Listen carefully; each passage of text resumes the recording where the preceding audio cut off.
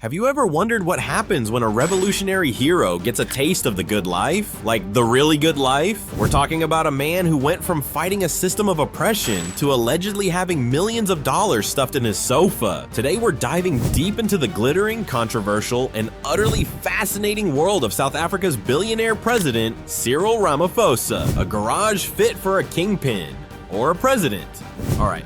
Let's kick things off with the stuff that goes vroom. When you're the president of a nation, you can't just roll up to parliament in a beat-up Toyota. You need a fleet, and Cyril Ramaphosa's collection of the cars is a masterclass in balancing presidential security with a serious taste for high-performance luxury. For his day-to-day duties, he's often seen in a convoy of armored vehicles, with the star being a bulletproof BMW 7 Series and a beefed-up BMX-5.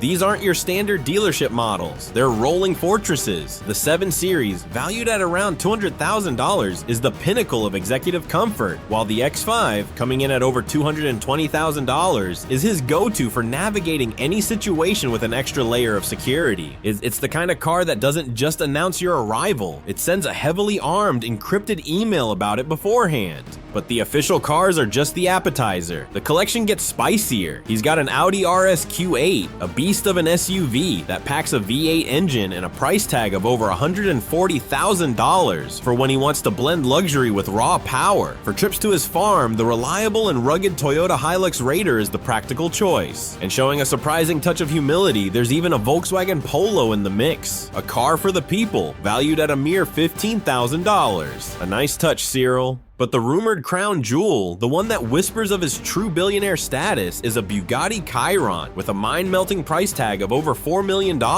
This isn't just a car, it's a piece of mythological art on wheels. While its ownership is a hot topic of debate and not officially confirmed, the very rumor speaks volumes about the stratosphere of wealth we're dealing with. The million-dollar herd. But if you think his most impressive assets run on gasoline, you'd be mistaken. His real passion project, the thing that separates him from your average billionaire, doesn't have an engine at all. It has horns. We're talking about his cattle empire. This isn't just a gentleman farmer's hobby. Ramaphosa is one of the biggest breeders of prized Ankole cattle in the world. These majestic creatures, with their enormous, lyrical horns, are originally from Uganda and are seen as a symbol of wealth and prestige. And in Cyril's hands, they are big business. His Ntaba Nyoni farm in Mpumalanga is a sprawling 5,100-hectare operation, and it's at the heart of his fortune. These aren't just any cows. They are the supermodels of the bovine world. Buyers from all over fly in for his auctions, ready to drop serious cash. How serious? In 2017, he sold one bull for a staggering 3.5 million rand, which is over $200,000. For one bull. He even has a prized bull named Jester that's a legend in the breeding community. It's estimated his farming operation, which also includes Boran and other breeds, pulls in millions of dollars in revenue annually. It's a brilliant fusion of tradition, status, and shrewd business, turning a cultural symbol into a fountain of cash. The farm, the cash, and the couch. Now, a farm that breeds million-dollar cattle is bound to have some cash lying around, right? But what happened at Ramaphosa's Phala Phala farm in 2020 wasn't just a little pocket money going missing. This is the scandal that rocked his presidency and gave us the term Sofagate. The story goes like this. Thieves broke into his farmhouse and stole a massive sum of foreign currency, allegedly somewhere between $580,000 and the rumored $4 million that was reportedly hidden inside a sofa. Yes, a sofa. Now, the theft itself is bad enough, but the real scandal erupted when the former head of South Africa's spy agency, Arthur Fraser, blew the whistle. Fraser alleged that Ramaphosa didn't report the crime to the police. Instead, he claimed the president orchestrated a secret investigation and a cover-up to avoid explaining why he had a couch stuffed with that much undeclared cash. The fallout was immense. Opposition parties called for his impeachment, and the public was left asking some pretty obvious questions. Why was there so much cash on the farm? Was it declared? Was this evidence of money laundering? Ramaphosa's explanation was that the money came from selling buffalo, but the story kept changing, and the details remained murky. A parliamentary panel found he may have violated anti-corruption laws, though he was later cleared by another investigation. Still, the image of a president with a cash-filled couch became an unforgettable symbol of the controversy surrounding his immense wealth. From union boss to boardroom boss. So where does a guy get the kind of money to have sofa cash in the first place? This is where our story takes a wild turn from politics to profits.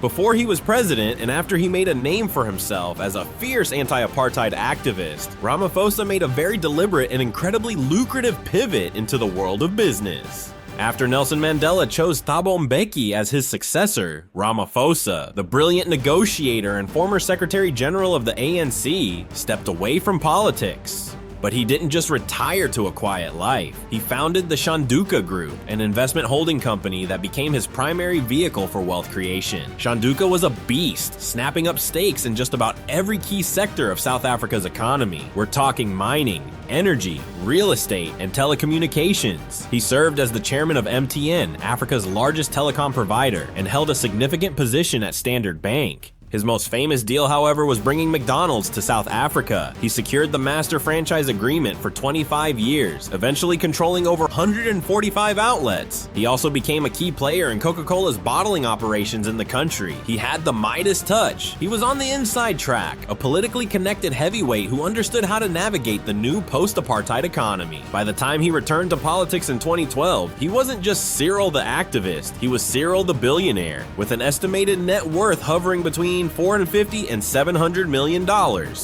Bricks, mortar, and presidential palaces. And what do you do when you're a master of the deal, with more money than some small countries?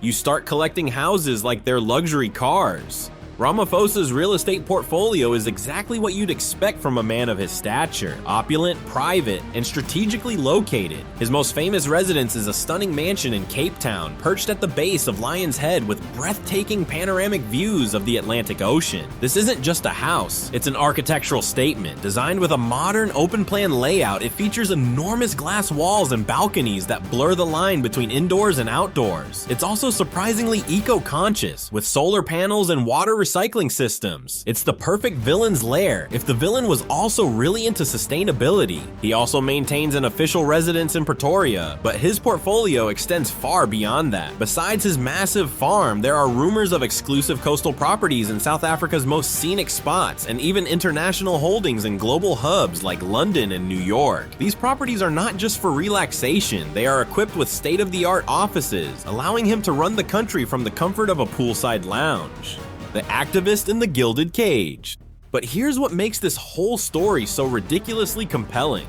Before the mansions, the supercars, and the prize-winning cattle, Cyril Ramaphosa was a hero of the people. In the 1980s, he founded the National Union of Mine Workers, the most powerful union in South African history. He led massive, crippling strikes against the very mining conglomerates that were the economic bedrock of the apartheid regime. He was arrested, held in solitary confinement, and was a key figure in the negotiations that led to the end of apartheid and the country's first democratic elections. He was a masterful strategist, a calm and forceful leader who fought for the rights of the oppressed and the underpaid. And that is the great glaring paradox of Cyril Ramaphosa. How does the man who fought for the rights of exploited miners become a mining magnate himself through his company Shanduka? How does the leader who championed the cause of the poor become a member of the global billionaire class, living a life of unimaginable luxury in a country that remains one of the most unequal places on earth? The billionaire's burden in the act of giving back. This brings us to the central question of his presidency. His supporters argue that his immense wealth is a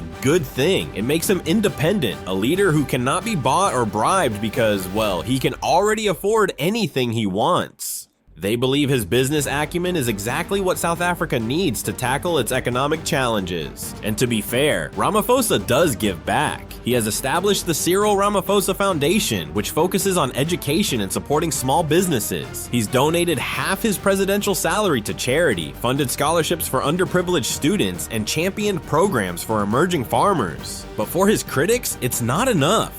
They see a leader who is fundamentally disconnected from the daily struggles of ordinary South Africans. They see the flashy cars, the sprawling estates, and the couch full of cash, and they question his sincerity when he speaks of fighting poverty and inequality. So what do you think? Is Cyril Ramaphosa a brilliant strategist who played the game and won, using his wealth to stay above the political fray? Or is he a symbol of how the promise of a revolution can sometimes get lost in a mountain of cash? Let me know your thoughts in the comments below.